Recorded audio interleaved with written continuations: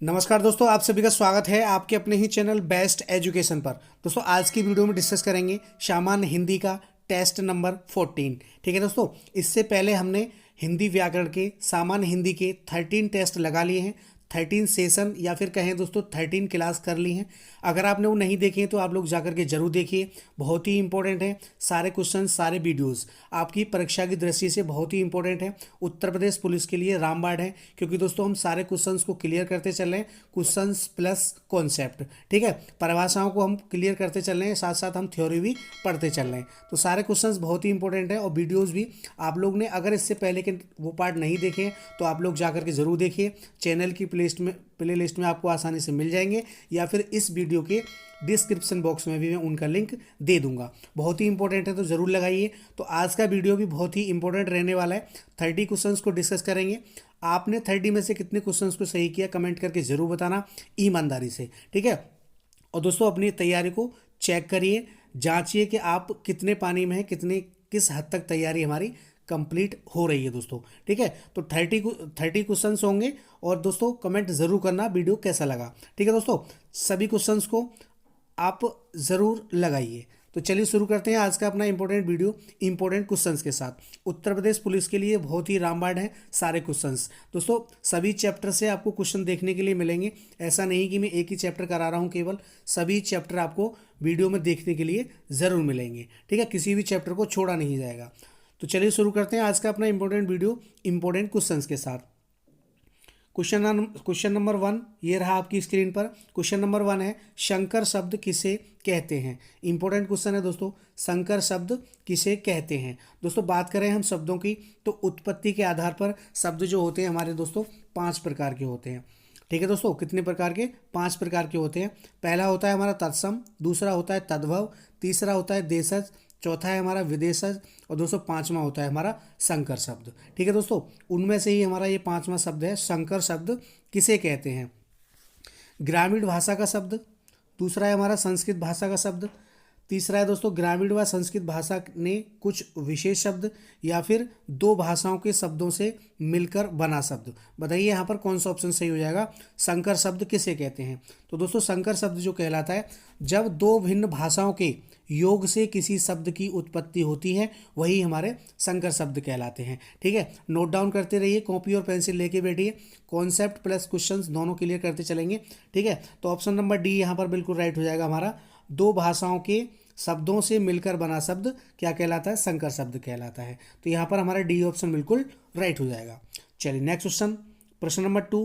प्रश्न नंबर 2 है, सुत शब्द को स्त्रीवाचक बनाने के लिए किस प्रत्यय का प्रयोग होगा? 4 ऑप्शन आपके सामने हैं, ई प्रत्यय, ई या फिर इक या फिर आ। बताइए इनमें से कौन सा शब्द हम लगाएं, जो कि सुत में कौन सा शब्द जोड़ें जिससे हमारा स्त्रीवाचक बन जाए वो। ठीक है दोस्तों, तो बताइए कौन सा ऑप्शन यहाँ पर सही हो जाएगा। सुत शब्द को स्त्रीवाचक बनाने के लिए किस प्रत्यय का प्रयोग होगा? तो दोस्तों सुत का जो स्त्रीवाचक होता है वो दोस्तों सुता होता है। क्या होता है? सुता। ठीक है दोस्तों, तो इसमें दोस्तों हम कौन सा प्रत्यय लगाएंगे? आ प्रत्यय लगाएंगे। ठीक है, आ प्रत्यय लगने से ये हमारा जो सुत है, सुत शब्द जो है ये सुता हो जाएगा। ठीक है, स्त्रीवाचक हो जाएगा। तो यहाँ पर हमारा ऑप्शन नंबर डी जो है बिल्कुल राइट हो जाएगा, आ प्रत्यय लगाएंगे। ठीक है दोस्तों, प्रत्यय जो होते हैं वे शब्दांश होते हैं जो शब्द के पीछे जुड़ते हैं। ठीक है दोस्तों, उपसर्ग वे शब्दांश होते हैं जो शब्द के आगे जुड़ते हैं। ठीक है, ये आप याद रखिएगा। तो यहाँ पर हमारा डी ऑप्शन बिल्कुल राइट हो जाएगा। नेक्स्ट क्वेश्चन, प्रश्न नंबर 3। प्रश्न नंबर 3 है, नाक का बाल होना। ये दोस्तों हमारा मुहावरा है। प्रत्येक चैप्टर से आपको क्वेश्चन देखने के लिए मिलेंगे। कमेंट करके जरूर बताना वीडियो कैसा लगा, और दोस्तों ज़्यादा से ज़्यादा दोस्तों में शेयर भी करना। क्वेश्चन नंबर 3 है, नाक का बाल होना मुहावरे का अर्थ है अधिक समीप होना, कष्ट देना, अधिक प्रिय होना, या फिर फालतू होना। बताइए यहाँ पर कौन सा ऑप्शन सही हो जाएगा। नाक का बाल होना, तो दोस्तों हमारा यहाँ पर ऑप्शन नंबर सी बिल्कुल राइट हो जाएगा, अधिक प्रिय होना। ठीक है, नाक का बाल होना इसका अर्थ होता है मुहावरे का अधिक प्रिय होना। तो सी ऑप्शन आपका बिल्कुल राइट हो जाएगा। चलिए नेक्स्ट क्वेश्चन, प्रश्न नंबर 4। प्रश्न नंबर 4 है, अश्व का पर्यायवाची शब्द निम्नलिखित में से कौन सा नहीं है? हमसे पूछा है दोस्तों, नहीं है। ठीक है दोस्तों, अश्व का, अश्व मतलब घोड़े का। ठीक है, अश्व का पर्यायवाची शब्द निम्नलिखित में से कौन सा नहीं है? घोड़ा, घोटक, घटक या फिर है। बताइए यहाँ पर कौन सा ऑप्शन सही हो जाएगा। अश्व का पर्यायवाची नहीं है दोस्तों। तो दोस्तों यहाँ पर हमारा ऑप्शन नंबर सी जो है बिल्कुल राइट हो जाएगा, ऑप्शन नंबर सी। ठीक है, कटक। कटक जो होता है ये दोस्तों किसका पर्यायवाची है, तो दोस्तों ये आपका घोड़े का पर्यायवाची नहीं है। ठीक है दोस्तों, घोड़े का पर्यायवाची होता है हमारा घोड़ा, घोटक और दोस्तों है, ये तीनों हमारे किसके हैं, घोड़े के पर्यायवाची हैं, कटक नहीं है। ठीक है दोस्तों, तो यहाँ पर हमारा ऑप्शन नंबर कौन सा सही हो जाएगा, ऑप्शन नंबर सी बिल्कुल राइट हो जाएगा। ठीक है दोस्तों, घोड़ा, घोटक है, ये दोस्तों सभी क्या है, अश्व के पर्यायवाची हैं, घोड़े के पर्यायवाची हैं। ठीक है, यहाँ पर हमारा ऑप्शन नंबर सी बिल्कुल राइट हो जाएगा। चलिए नेक्स्ट क्वेश्चन, प्रश्न नंबर 5। प्रश्न नंबर 5 है, जो एक स्थान पर टिककर नहीं रहता, वाक्य के लिए एक शब्द कौन सा है दोस्तों। अस्थिर, अडिंग, यायावर या फिर गतिशील। बताइए यहाँ पर कौन सा ऑप्शन सही हो जाएगा, जो एक स्थान पर टिककर नहीं रहता। ये हमारा दोस्तों वाक्य है, वाक्य के लिए हमें एक शब्द का चयन करना है। ठीक है दोस्तों, तो यहाँ पर हमारा ऑप्शन नंबर सी बिल्कुल राइट हो जाएगा, यायावर। ठीक है दोस्तों, यायावर। यायावर शब्द का जो मतलब होता है दोस्तों, यायावर शब्द का जो प्रयोग होता है उस व्यक्ति के लिए किया जाता है जो दोस्तों व्यक्ति सदैव भ्रमण करता रहता है। ठीक है दोस्तों, अर्थात जो एक स्थान पर नहीं टिकता, जो भ्रमण करता रहता है, आज दिल्ली, कल लखनऊ, कल वहाँ से आपका देहरादून, ऐसे करके एक स्थान पर नहीं रहेगा, वो भ्रमण ही करता रहेगा, उस व्यक्ति के लिए उपयोग किया जाता है यायावर। ठीक है, तो जो एक स्थान पर टिककर नहीं रहता उसके लिए दोस्तों यायावर शब्द होगा दोस्तों। तो सी ऑप्शन आपका बिल्कुल राइट हो जाएगा। चलिए नेक्स्ट क्वेश्चन, प्रश्न नंबर 6। प्रश्न नंबर 6 है, बुंदेले हरबोलों के मुंह हमने सुनी कहानी थी, खूब लड़ी मर्दानी वह तो झांसी वाली रानी थी। प्रस्तुत पंक्तियों के रचयिता कौन है दोस्तों। इंपॉर्टेंट क्वेश्चन है दोस्तों, बताइए कौन सा ऑप्शन यहाँ पर सही हो जाएगा। माखनलाल चतुर्वेदी, सुभद्रा कुमारी चौहान, सोहनलाल द्विवेदी या फिर रामनरेश त्रिपाठी। बताइए कौन सा ऑप्शन यहाँ पर सही हो जाएगा। बुंदेले हरबोलों के मुंह हमने सुनी कहानी थी, वह खूब लड़ी मर्दानी वह तो झांसी वाली रानी थी। बताइए यहाँ पर कौन सा ऑप्शन सही हो जाएगा। तो दोस्तों हमारा ऑप्शन नंबर बी बिल्कुल राइट हो जाएगा, सुभद्रा कुमारी चौहान की हैं ये पंक्तियाँ, तो बी ऑप्शन बिल्कुल राइट हो जाएगा। ठीक है दोस्तों, सुभद्रा कुमारी चौहान द्वारा कृत काव्य संग्रह मुकुल 1930 में दोस्तों, ठीक है, संकलित झांसी की रानी कविता की ये पंक्तियां हैं। ठीक है दोस्तों, कौन सी कविता से हैं, झांसी की रानी से। तो यहाँ पर हमारा बी ऑप्शन बिल्कुल राइट हो जाएगा। चलिए नेक्स्ट क्वेश्चन, प्रश्न नंबर 7। प्रश्न नंबर 7 है, समास का अर्थ है। समास का दोस्तों अर्थ क्या है, बताइए। संक्षेप, विच्छेद, विस्तार या फिर नवीन अर्थ। बताइए दोस्तों कौन सा ऑप्शन यहाँ पर सही हो जाएगा। दोस्तों सारे क्वेश्चन प्रत्येक चैप्टर से मिलेंगे देखने के लिए।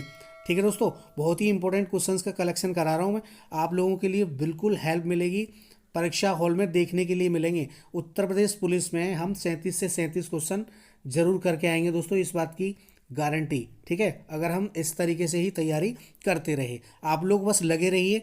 और दोस्तों वीडियो को ज़्यादा से ज़्यादा दोस्तों में शेयर जरूर कीजिए। ठीक है, चैनल पे पहली बार है तो चैनल को सब्सक्राइब कर लीजिए, साथ में बेल आइकन प्रेस कर लीजिए, जिससे कि सभी वीडियोस का नोटिफिकेशन आपको सबसे पहले मिले। कॉन्सेप्ट प्लस क्वेश्चन हमारा ये लक्ष्य है, क्वेश्चंस के साथ साथ हम कॉन्सेप्ट भी क्लियर करते चलेंगे। तो बिल्कुल भी किसी भी क्वेश्चन पर डाउट ना रखें, सभी क्वेश्चंस हल करते चलेंगे। ठीक है दोस्तों, तो यहाँ पर हमारा ऑप्शन नंबर कौन सा सही हो जाएगा। तो दोस्तों ऑप्शन नंबर ए जो है हमारा बिल्कुल राइट हो जाएगा, संक्षेप। ठीक है, समास का जो अर्थ होता है दोस्तों वो दोस्तों संक्षेप होता है। ठीक है, ए ऑप्शन बिल्कुल राइट हो जाएगा, संक्षेप। ठीक है, अनेक पद मिलकर के जब एक पद बन जाता है तो दोस्तों उसी को हम क्या कहते हैं, समास कहते हैं। ठीक है दोस्तों, जब अनेक पद जो होते हैं हमारे मिल करके एक पद का चयन करते हैं वही हमारे समास हो जाते हैं। ठीक है, तो ये हमारा ऑप्शन नंबर ए जो है बिल्कुल राइट हो जाएगा। ठीक है दोस्तों, ए ऑप्शन बिल्कुल करेक्ट हो जाएगा। चलिए नेक्स्ट क्वेश्चन, प्रश्न नंबर 8।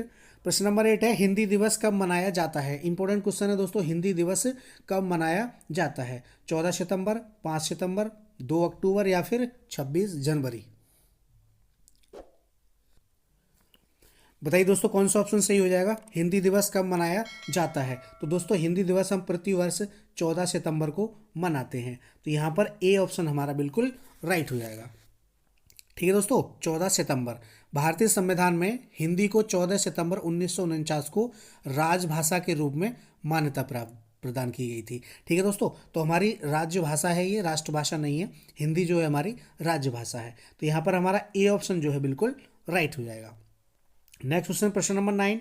प्रश्न नंबर 9 है, निम्न में से किस वाक्य में विशेषण का प्रयोग हुआ है। विशेषण पूछा गया है दोस्तों हमसे, ये चैप्टर हमारे विशेषण से है, बहुत ही इंपॉर्टेंट है, यहाँ से क्वेश्चंस बार बार पूछे जाते हैं। राम जाता है, सीता फल खाती है, मेरी गाय काली है, जल्दी उठना स्वास्थ्यवर्धक होता है। बताइए यहाँ पर कौन सा ऑप्शन सही हो जाएगा। निम्नलिखित में से किस वाक्य में विशेषण का प्रयोग हुआ है दोस्तों। बताइए कौन सा ऑप्शन यहाँ पर सही हो जाएगा क्वेश्चन नंबर 9 के लिए। तो दोस्तों यहाँ पर हमारा ऑप्शन नंबर सी बिल्कुल राइट हो जाएगा, मेरी गाय काली है। ठीक है दोस्तों, मेरी गाय काली है। तो मेरी गाय काली है, यहाँ पर दोस्तों काली जो शब्द है, काली ये जो शब्द है दोस्तों, ये हमारा एक विशेषण है। ठीक है, गाय कैसी है, काली है, तो गाय की विशेषता बताई जा रही है। ठीक है दोस्तों, विशेषण वे शब्द होते हैं जो संज्ञा या सर्वनाम की विशेषता बताते हैं। तो गाय क्या हो गई हमारी, तो गाय दोस्तों हमारी यहाँ पर संज्ञा है। ठीक है, और संज्ञा की क्या बताई जा रही है, विशेषता कैसी है, काली। तो काली जो हो जाएगा हमारा विशेषण हो जाएगा। ठीक है, तो सी ऑप्शन बिल्कुल राइट हो जाएगा, मेरी गाय काली है, इसमें दोस्तों विशेषण का प्रयोग हुआ है। सी ऑप्शन बिल्कुल राइट हो जाएगा। नेक्स्ट क्वेश्चन, प्रश्न नंबर 10। प्रश्न नंबर 10 है, निम्न शब्द में अधिकरण कारक का प्रयोग हुआ है। निम्न शब्द में अधिकरण कारक का प्रयोग हुआ है। अधिकरण कारक पूछा है दोस्तों हमसे, कारकों की संख्या दोस्तों 8 होती है, ये आप लोग नोट डाउन कर लीजिए, याद रखिए। ठीक है, तो हमसे अधिकरण कारक पूछा है, किस में है, वाहनारूढ़, सत्ताधीश, गजानन, या फिर आपका गंगाजल, या फिर आपका रेखा चित्र। बताइए यहाँ पर कौन सा ऑप्शन सही हो जाएगा। निम्न शब्द में अधिकरण कारक का प्रयोग हुआ है। तो दोस्तों जिन कारकों से क्रिया के स्थान और आधार का पता चलता हो उन्हें हम अधिकरण कारक कहते हैं। ठीक है दोस्तों, कारक चिन्ह इसमें दोस्तों में या पर होता है। तो बताइए कौन सा ऑप्शन यहाँ पर सही हो जाएगा। तो दोस्तों यहाँ पर हमारा ऑप्शन नंबर ए जो है बिल्कुल राइट हो जाएगा, ऑप्शन नंबर ए। ठीक है, इसको जब हम तोड़ेंगे, इसका विग्रह करेंगे वाहना रूढ़ का, तो क्या हो जाएगा, वाहन पर रूढ़। ठीक है दोस्तों, क्या हो जाएगा, वाहन पर रूढ़। तो इसका मतलब क्या हुआ, यहाँ पर हमारा पर जो है, पर ये हमारा अधिकरण कारक का प्रयोग हो रहा है। अधिकरण कारक की क्या है दोस्तों, चिन्ह है। ठीक है, कारक चिन्ह है। तो यहाँ पर हमारा ए ऑप्शन बिल्कुल राइट हो जाएगा। नेक्स्ट क्वेश्चन, प्रश्न नंबर 11। प्रश्न नंबर 11 है, किस रस को रसराज कहा जाता है। इंपॉर्टेंट क्वेश्चन है दोस्तों, किस रस को रसराज कहा जाता है। श्रृंगार रस, वीर रस, हास्य रस, या फिर इनमें से कोई नहीं। बताइए कौन सा ऑप्शन यहाँ पे सही हो जाएगा। रसराज किस रस को दोस्तों कहते हैं। तो दोस्तों यहाँ पर हमारा ऑप्शन नंबर ए जो है बिल्कुल राइट हो जाएगा, श्रृंगार रस को। श्रृंगार रस को रसराज कहते हैं दोस्तों आचार्य भोजराज ने श्रृंगार रस को रसराज कहा है दोस्तों, क्योंकि यही एकमात्र ऐसा रस है जिसमें दोस्तों अन्य रसों के संचारी भाग भी सम्मिलित समाहित होते हैं। ठीक है, तो यहाँ पर हमारा ए ऑप्शन बिल्कुल राइट हो जाएगा। रसराज किसे कहते हैं, तो श्रृंगार रस को कहते हैं। तो ए ऑप्शन बिल्कुल करेक्ट हो जाएगा। ठीक है दोस्तों, रसों की संख्या कितनी होती है, 9 होती है। ठीक है, चलिए नेक्स्ट क्वेश्चन, प्रश्न नंबर 12। प्रश्न नंबर 12 है, घनानंद को किस युग का कवि माना जाता है। घनानंद को किस युग का कवि माना जाता है। आदिकाल, भक्तिकाल, रीतिकाल, या फिर भारतेंदु युग। बताइए कौन सा ऑप्शन यहाँ पर सही हो जाएगा। तो दोस्तों यहाँ पर हमारा ऑप्शन नंबर सी बिल्कुल राइट हो जाएगा, रीतिकाल। घनानंद जो है ये दोस्तों रीतिकाल के कवि माने जाते हैं। ठीक है, तो हमारा ए सी ऑप्शन बिल्कुल राइट हो जाएगा। ठीक है दोस्तों, रीतिकाल की रीति मुक्त शाखा के कवि हैं दोस्तों हमारे घनानंद, इनको आप याद रखिएगा। नेक्स्ट क्वेश्चन, प्रश्न नंबर 13। प्रश्न नंबर 13 है, निम्नलिखित में से शुद्ध वर्तनी वाला शब्द है दोस्तों। शुद्ध वर्तनी वाला शब्द पूछा है हमसे पूछा है कि आशीर्वाद किस तरीके से लिखते हैं। आशीर्वाद, आशीर्वाद, या फिर आशीर्वाद, या फिर दोस्तों आशीर्वाद। बताइए कौन सा ऑप्शन यहाँ पर सही हो जाएगा। तो दोस्तों यहाँ पर हमारा ऑप्शन नंबर सी जो है बिल्कुल राइट हो जाएगा। जब हम आशीर्वाद लिखेंगे तो इस तरीके से लिखेंगे, आशीर्वाद। ठीक है, ये हमारा शुद्ध वर्तनी हो जाएगी। तो सी ऑप्शन हमारा बिल्कुल राइट हो जाएगा। नेक्स्ट क्वेश्चन, प्रश्न नंबर 14। प्रश्न नंबर 14 है, को किस कारक चिन्ह का बोध होता है। को से, ये जो हमारा दोस्तों को है, इससे दोस्तों किस कारक चिन्ह का बोध होता है। कर्म कारक, करण कारक, संप्रदान कारक, या फिर अधिकरण कारक। बताइए यहाँ पर कौन सा ऑप्शन सही हो जाएगा। को से किस कारक चिन्ह का बोध होता है। तो दोस्तों को जो होता है ये जो होता है ये दोस्तों हमारा किस कारक का होता है, तो दोस्तों ये कर्म कारक के चिन्ह का बोध कराता है। ठीक है दोस्तों, को जो है, को जो होता है ये दोस्तों ये कर्म कारक चिन्ह का बोध कराता है। तो यहाँ पर हमारा ए ऑप्शन बिल्कुल राइट हो जाएगा। अभी मैंने बताया आपको कारकों की संख्या कितनी होती है, 8 होती है, ये आप याद रखिएगा। कर्म कारक, कर्ण कारक, संप्रदान कारक, अधिकरण, ठीक है दोस्तों, अपादान, संबोधन, ठीक है, ये सभी आप लोग नोट डाउन करते जाइए, याद रखिएगा। तो यहाँ पर ए ऑप्शन हमारा बिल्कुल राइट हो जाएगा। नेक्स्ट क्वेश्चन, प्रश्न नंबर 15। प्रश्न नंबर 15 है सच्चिदानंद हीरानंद वात्स्यायन का उपनाम है। इंपॉर्टेंट क्वेश्चन है दोस्तों। सच्चिदानंद हीरानंद वात्स्यायन का उपनाम दोस्तों क्या है? हरियोध, निराला, अज्ञेय या फिर गुलेरी? बताइए यहाँ पर कौन सा ऑप्शन सही हो जाएगा। तो दोस्तों सच्चिदानंद हीरानंद वात्स्यायन का उपनाम जो है ये दोस्तों अज्ञेय है। ठीक है दोस्तों, क्या है? अज्ञेय। तो यहाँ पर सी ऑप्शन हमारा बिल्कुल राइट हो जाएगा। हरियोध, हरियोध जो है दोस्तों ये अयोध्या सिंह उपाध्याय का है। ठीक है दोस्तों। निराला जो है ये दोस्तों सूर्यकांत त्रिपाठी निराला का उपनाम है। गुलेरी जो है दोस्तों ये दोस्तों गुलेरी जो है ये चंद्रधर शर्मा का उपनाम है। ये भी आप याद रखिएगा। तो यहाँ पर सी ऑप्शन हमारा बिल्कुल राइट हो जाता है, ऑप्शन नंबर सी अज्ञेय। ठीक है, चलिए दोस्तों 15 क्वेश्चन हो गए हमारे। ठीक है, आपने अभी तक लाइक नहीं किया है, प्लीज़ लाइक कर दीजिए वीडियो को, साथ में लाइक करते चलिए, बहुत ही मोटिवेशन मिलता है दोस्तों। बहुत ही इंपॉर्टेंट क्वेश्चंस करा रहा हूँ आपकी परीक्षा की दृष्टि से। हमारा लक्ष्य उत्तर प्रदेश पुलिस में वर्दी लेना ही लेना है। तो दोस्तों जुड़े रहिए, चैनल को सब्सक्राइब कर लीजिए अगर नए हैं तो। ठीक है दोस्तों, और वीडियो को ज़्यादा से ज़्यादा दोस्तों में शेयर जरूर कीजिए। क्वेश्चन नंबर 16 है बिहारी के प्रसिद्ध हैं। बिहारी जी के क्या प्रसिद्ध हैं? कवित्व, शवैया, पद या दोहा? बताइए दोस्तों कौन सा ऑप्शन यहाँ पे सही हो जाएगा? बिहारी के प्रसिद्ध हैं। तो दोस्तों यहाँ पर हमारा ऑप्शन नंबर डी जो बिल्कुल राइट हो जाएगा, दोहा।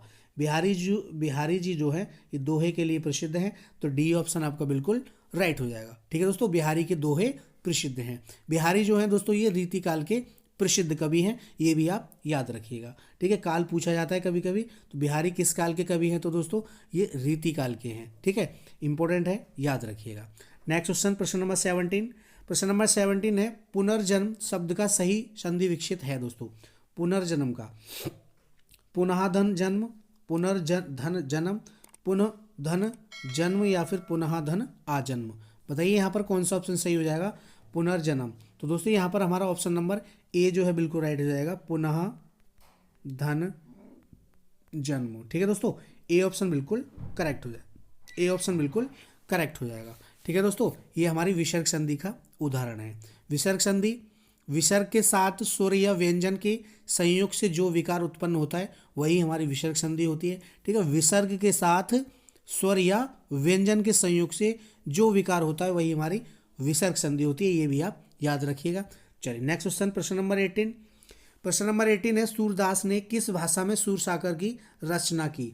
सूरदास ने किस भाषा में सूरसागर की दोस्तों रचना की? अवधी, ब्रज, खड़ी बोली या फिर राजस्थानी? बताइए यहाँ पर कौन सा ऑप्शन सही हो जाएगा। तो दोस्तों सूरदास जी ने जो सूरसागर की रचना की है वो दोस्तों आपकी ब्रज भाषा में की है। ठीक है, तो यहाँ पर हमारा ऑप्शन नंबर बी जो है बिल्कुल राइट हो जाएगा। किस भाषा में? ब्रज भाषा में की है दोस्तों। ठीक है, ये बहुत ही इंपॉर्टेंट है, याद रखिएगा। और दोस्तों सूरदास जी जो हैं वो भक्ति काल के कवि हैं। ठीक है, भक्ति काल के कवि माने जाते हैं। ठीक है, तो यहाँ पर हमारा बी ऑप्शन बिल्कुल राइट हो जाएगा।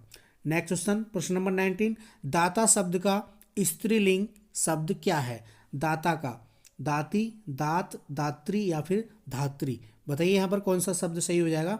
दाता शब्द का स्त्रीलिंग शब्द दोस्तों क्या है?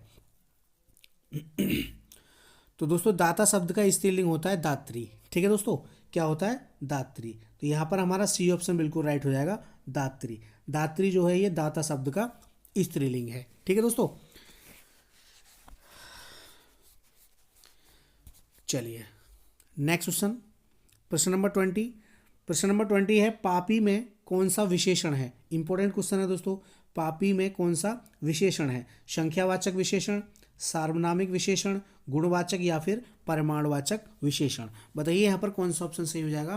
पापी में कौन सा विशेषण है? बहुत ही इंपॉर्टेंट क्वेश्चन है दोस्तों। विशेषण से बहुत सारे क्वेश्चंस पूछे जाते हैं। तो दोस्तों यहाँ पर हमारा ऑप्शन नंबर सी बिल्कुल राइट हो जाएगा, गुणवाचक। ठीक है दोस्तों, कैसा है? गुणवाचक। पाप एक गुणवाचक शब्द है दोस्तों। इसमें दोस्तों ई प्रत्यय लगने पर क्या बन जाता है? नया शब्द पापी बन जाता है। ठीक है दोस्तों, कौन सा, ई प्रत्यय। ठीक है, तो हमारा यहाँ पर ऑप्शन नंबर सी जो है बिल्कुल राइट हो जाएगा। कैसा है, गुणवाचक विशेषण है। ठीक है दोस्तों, चलिए नेक्स्ट क्वेश्चन, प्रश्न नंबर 21। सारे क्वेश्चंस बहुत ही सिलेक्टेड हैं दोस्तों, सभी चैप्टर से हैं। ठीक है, क्वेश्चन नंबर 21 है, किस विकल्प में सही विलोम युग्म है दोस्तों। विलोम शब्द का युग्म है ये सभी, इनमें बताना है कौन सा सही है। नूतन, पुरातन, निषिद्ध, तुक्ष, कर्कश, खुरखुरा या फिर जोड़, मेल। बताइए यहाँ पर कौन सा युग्म हमारा सही हो जाएगा जिसमें दोनों विलोम शब्द हैं, एक दूसरे के अपोजिट हैं। बताइए दोस्तों कौन सा ऑप्शन यहाँ पर सही हो जाएगा। तो दोस्तों यहाँ पर हमारा ऑप्शन नंबर ए जो है बिल्कुल राइट हो जाएगा। ऑप्शन नंबर ए, नूतन का जो विलोम होता है वो दोस्तों पुरातन होता है, ये बिल्कुल सही है। निषिद्ध का तुच्छ नहीं होता दोस्तों, निषिद्ध का जो होता है विहित होता है। ठीक है, निहित का उल्टा होता है विहित। ठीक है, कर्कश, कर्कश का खुरखुरा नहीं होता, कर्कश का होता है दोस्तों मधुर या कोमल, कोमल होता है कर्कश का। ठीक है, ये भी आप याद रखिएगा। जोड़ का मेल नहीं होता है, जोड़ का दोस्तों घटाना होता है। ठीक है, तो यहाँ पर हमारा ऑप्शन नंबर ए जो है बिल्कुल राइट हो जाएगा। नूतन, नूतन का विलोम होता है पुरातन। ठीक है, ए ऑप्शन बिल्कुल करेक्ट हो जाएगा। नेक्स्ट क्वेश्चन, प्रश्न नंबर 22। प्रश्न नंबर 22 है, खाली पुलाव पकाना मुहावरे का अर्थ है। ख्याली पुलाव, सॉरी दोस्तों, ख्याली पुलाव पकाना मुहावरे का अर्थ है गुणात्मक वृद्धि होना, भूला हुआ दुख पुनः याद आना, असंभव बातों की कल्पना करना या फिर उपद्रव मचाना। बताइए यहाँ पर कौन सा ऑप्शन सही हो जाएगा। ख्याली पुलाव पकाना, बताइए दोस्तों मुहावरे का सही अर्थ क्या होगा। तो दोस्तों यहाँ पर हमारा ऑप्शन नंबर सी जो है बिल्कुल राइट हो जाएगा। असंभव बातों की कल्पना करना। ठीक है, असंभव बातों की कल्पना करना ही ख्याली पुलाव पकाना होता है। तो यहाँ पर हमारा सी ऑप्शन बिल्कुल राइट हो जाएगा। नेक्स्ट क्वेश्चन, प्रश्न नंबर 23। नागर का पर्यायवाची शब्द है। नागर का, नगर, देवनागरी, चतुर या फिर ढोल। बताइए कौन सा ऑप्शन सही हो जाएगा। तो दोस्तों नागर का जो पर्यायवाची होता है वो दोस्तों चतुर होता है। ठीक है, नागर का मतलब चतुर। ठीक है, क्या होता है दोस्तों, चतुर, याद रखिएगा। तो यहाँ पर सी ऑप्शन हमारा बिल्कुल राइट हो जाएगा। नेक्स्ट क्वेश्चन, प्रश्न नंबर 24। दोष का पर्यायवाची शब्द नहीं है। दोष का पर्यायवाची शब्द नहीं है, हमसे पूछा है दोस्तों, नहीं है। अवगुण, दूषण, एव या फिर मरकट। बताइए यहाँ पर कौन सा शब्द सही हो जाएगा। तो दोस्तों दोष का जो पर्यायवाची शब्द नहीं है वो दोस्तों मरकट है। मरकट जो होता है ये दोस्तों बंदर का पर्यायवाची होता है। ठीक है दोस्तों, मरकट। ठीक है, याद रखिएगा। तो डी ऑप्शन आपका बिल्कुल राइट हो जाएगा। अवगुण, दूषण और दोस्तों एव, ये तीनों हमारे दोष के पर्यायवाची हैं। ठीक है, याद रखिएगा, बहुत ही इंपॉर्टेंट है। चलिए नेक्स्ट क्वेश्चन, प्रश्न नंबर 25। प्रश्न नंबर 25 है, झरना किसकी रचना है। इंपॉर्टेंट क्वेश्चन है दोस्तों, झरना किसकी रचना है। महादेव वर्मा, जयशंकर प्रसाद, मुंशी प्रेमचंद या फिर भूषण। बताइए कौन सा ऑप्शन यहाँ पर सही हो जाएगा। तो दोस्तों झरना जो है ये हमारी जयशंकर प्रसाद जी की रचना है। बी ऑप्शन आपका बिल्कुल राइट हो जाएगा। ठीक है, जयशंकर की और भी रचनाएं हैं, उनको आप नोट डाउन कर लीजिए। कामायनी, झरना, लहर, प्रेम पथिक, आंधी और दोस्तों चित्राधार, ये भी आप इनको नोट डाउन कर लीजिए, बहुत ही इंपॉर्टेंट है। तो यहाँ पर बी ऑप्शन हमारा बिल्कुल राइट हो जाएगा। नेक्स्ट क्वेश्चन, प्रश्न नंबर 26। योगरूढ़ शब्द कौन सा है। निम्न में से दोस्तों योगरूढ़ शब्द पूछा है हमसे। पोला, घुड़सवार, लंबोदर या फिर नाक। बताइए कौन सा ऑप्शन सही हो जाएगा। योगरूढ़ शब्द कौन सा है। पहले तो हमें ये पता होना चाहिए योगरूढ़ शब्द होते कौन से हैं। तो दोस्तों योगरूढ़ जो शब्द होते हैं वे शब्द जो दो या दो से अधिक शब्दांशों के जोड़ से बने हों, परंतु वे अपने समान अर्थ को छोड़कर विशेष अर्थ को दर्शाते हों, वही हमारे योगरूढ़ शब्द होते हैं। जैसे हमारा दशानन हो गया, दशानन। ठीक है, दस हैं आनन, ठीक है, अर्थात रावण। तो वो अपने समान अर्थ को छोड़ करके किसी विशेष अर्थ की ओर इशारा करते हैं। ठीक है, लंबोदर हो गया, लंबा है उदर अर्थात गणेश जी। तो दोस्तों यहाँ पर क्या हो रहा है, अपने समान अर्थ को छोड़ करके क्या हो रहा है, दूसरे की तरफ विशेष अर्थ प्रदान कर रहे हैं, लंबोदर अर्थात गणेश जी। तो यहाँ पर हमारा ऑप्शन नंबर सी बिल्कुल राइट हो जाएगा, लंबोदर। सी ऑप्शन बिल्कुल करेक्ट हो जाएगा। ठीक है दोस्तों, चलिए next question, question number 27। Question number 27 है, कक्षा शब्द में कौन सी संज्ञा है। कक्षा शब्द में कौन सी संज्ञा है। भाववाचक, व्यक्तिवाचक, जातिवाचक या फिर समूहवाचक। बताइए कौन सा ऑप्शन सही हो जाएगा। तो दोस्तों कक्षा में समूहवाचक संज्ञा है। ठीक है, क्योंकि कक्षा के अंदर एक बच्चों का ग्रुप होता है, स्टूडेंट का समूह होता है। ठीक है, समूहवाचक संज्ञा वह होती है जो किसी समूह का बोध कराती है। ठीक है दोस्तों, जिन संज्ञा शब्दों से किसी समूह का बोध होता है, ठीक है, भीड़ या समूह का बोध होता है, वही हमारे संख्यावाचक होते हैं, संख्यावाचक संज्ञा कहलाती है। तो यहाँ पर हमारे समूहवाचक संज्ञा कहलाती है। तो डी ऑप्शन आपका बिल्कुल राइट हो जाएगा, समूहवाचक संज्ञा। ठीक है दोस्तों, जो संज्ञा शब्द किसी भीड़ या समूह का बोध कराते हैं वही हमारे कैसे होते हैं, समूहवाचक होते हैं। तो डी ऑप्शन बिल्कुल राइट हो जाएगा। संज्ञा हमारी 5 प्रकार की होती हैं, ठीक है, ये भी आप याद रखिएगा। तो कक्षा में कौन सा शब्द होगा, कक्षा जो है ये कैसा शब्द होगा दोस्तों, ये समूहवाचक संज्ञा होगा। चलिए नेक्स्ट क्वेश्चन, प्रश्न नंबर 28। प्रश्न नंबर 28 है, किसका काम अधूरा है मैं दोस्तों कौन सा सर्वनाम है। प्रश्नवाचक सर्वनाम, संबंधवाचक, निश्चयवाचक या फिर अनिश्चयवाचक, बताइए कौन सा ऑप्शन सही हो जाएगा। दोस्तों सर्वनाम जो होते हैं हमारे 6 प्रकार के होते हैं, ठीक है, सर्वनाम के जो भेद होते हैं वो 6 होते हैं, पुरुषवाचक, निश्चयवाचक, अनिश्चयवाचक, प्रश्नवाचक और दोस्तों संबंधवाचक और दोस्तों निजवाचक। ठीक है, ये हमारे 6 सर्वनाम के 6 भेद होते हैं, इनको आप याद रखिएगा। तो यहाँ पूछा गया हमसे किसका काम अधूरा है, तो क्या हो रहा है यहाँ पर, प्रश्न हो रहा है। तो दोस्तों यहाँ पर हमारा प्रश्नवाचक सर्वनाम हो जाएगा, ए ऑप्शन बिल्कुल राइट हो जाएगा। हम आपसे प्रश्न कर रहे हैं कि किसका काम अधूरा है, तो यहाँ पर दोस्तों प्रश्न हो रहा है, तो प्रश्नवाचक सर्वनाम हो जाएगा, ए ऑप्शन बिल्कुल राइट हो जाएगा। नेक्स्ट क्वेश्चन, प्रश्न नंबर 29, जो मुश्किल से प्राप्त हो उसे कहते हैं। दोस्तों ये वाक्य है, इसके लिए एक शब्द चुनना है हमें, जो मुश्किल से प्राप्त हो उसे कहते हैं अलभ्य, सुलभ, दुर्लभ या फिर अलंध्य। बताइए कौन सा ऑप्शन यहाँ पर सही हो जाएगा। तो दोस्तों हमारा ऑप्शन नंबर सी बिल्कुल राइट हो जाएगा, दुर्लभ। ठीक है, ऑप्शन नंबर सी जो है बिल्कुल राइट हो जाएगा, दुर्लभ। जो मुश्किल से प्राप्त हो उसके लिए हम क्या बोलेंगे, दुर्लभ। चलिए नेक्स्ट क्वेश्चन, प्रश्न नंबर 30 और इस वीडियो का दोस्तों लास्ट, गोद लिया हुआ पुत्र, इसके लिए दोस्तों हमें बताना है कौन सा शब्द सही होगा, एक शब्द। ठीक है, दंतचित, दंतक, तज्या या फिर दंपति। बताइए यहाँ पर कौन सा ऑप्शन सही हो जाएगा, जो गोद लिया हुआ हो, गोद लिया हुआ पुत्र, इसके लिए हमें एक शब्द चुनना है। तो दोस्तों यहाँ पर हमारा ऑप्शन नंबर बी बिल्कुल राइट हो जाएगा, दंतक। ठीक है, उसको हम दंतक पुत्र बोलते हैं, तो बी ऑप्शन हमारा बिल्कुल करेक्ट हो जाएगा। जो गोद लिया हुआ पुत्र, उसके लिए दंतक बोलेंगे, बी ऑप्शन बिल्कुल राइट हो जाएगा। तो दोस्तों ये थे मोस्ट 30 क्वेश्चंस। वीडियो कैसा लगा कमेंट करके जरूर बताना। आपने 30 में से कितने क्वेश्चंस को सही किया कमेंट जरूर करना।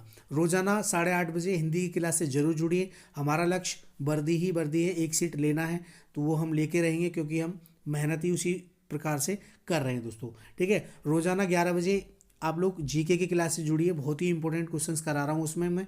ठीक है, तो ज़रूर जुड़िए उसमें दोस्तों। हम उत्तर प्रदेश जीके को कवर कर रहे हैं, सभी को जितने भी संभावित क्वेश्चंस होंगे सभी को कराएंगे। तो जीके की क्लास से 11 बजे जरूर जुड़िए।